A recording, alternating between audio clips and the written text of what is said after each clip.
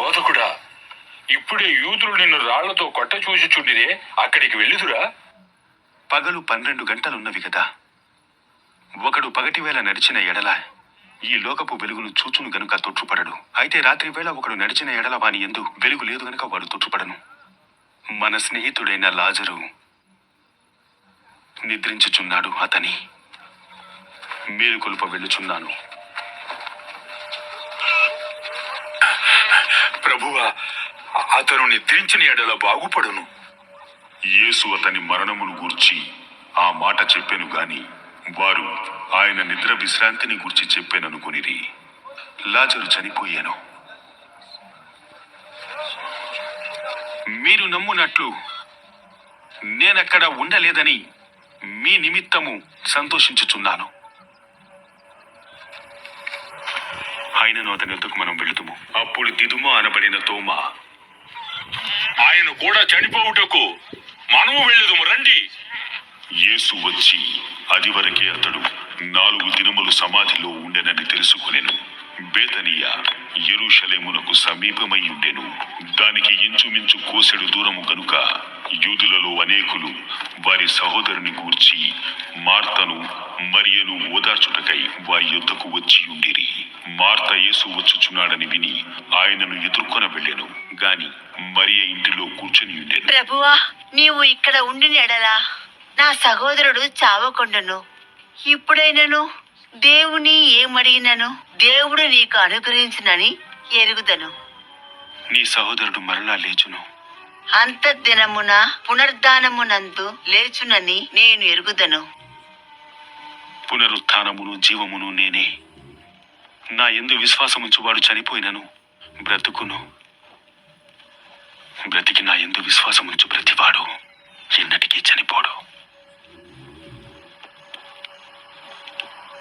ఈ మాట నమ్ముచున్నావా?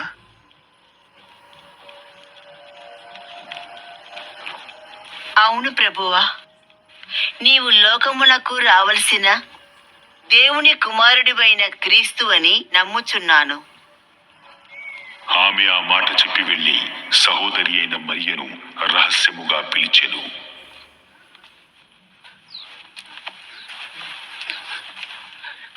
బోధకుడు వచ్చి నిన్ను పిలుచుచున్నాడు.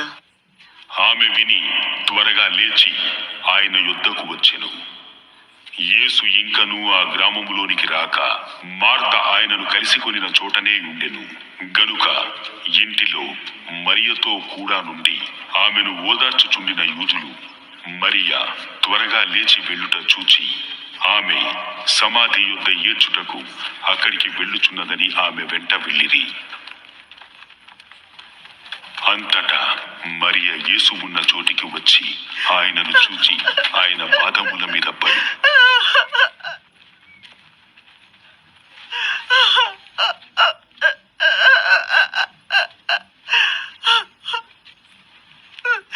ప్రభువా,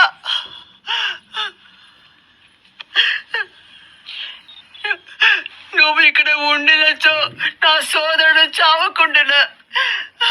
ఆమె ఏడ్చుటయు ఆమెతో కూడా వచ్చిన యూదులు ఏడ్చుటయు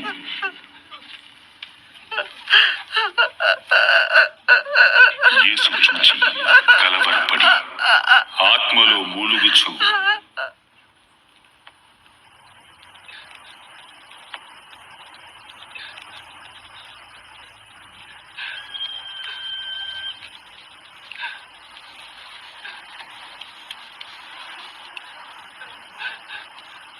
అతనిని ఎక్కడి నుంచి తిరిగి, ప్రభువా, వచ్చి చూడుము. యేసు కన్నీళ్లు విడిచెను. అతనిని ఎలాగూ ప్రేమించినోడుడా చూడుడని చెప్పుకొనిది. గ్రుడ్డివాని కన్ను తెరిచిన ఆయన ఇతనిని చావకుండా చెయ్యలేడా? యేసు మరలా తనలో మూలుగుచూ సమాధి యొద్దకు వచ్చి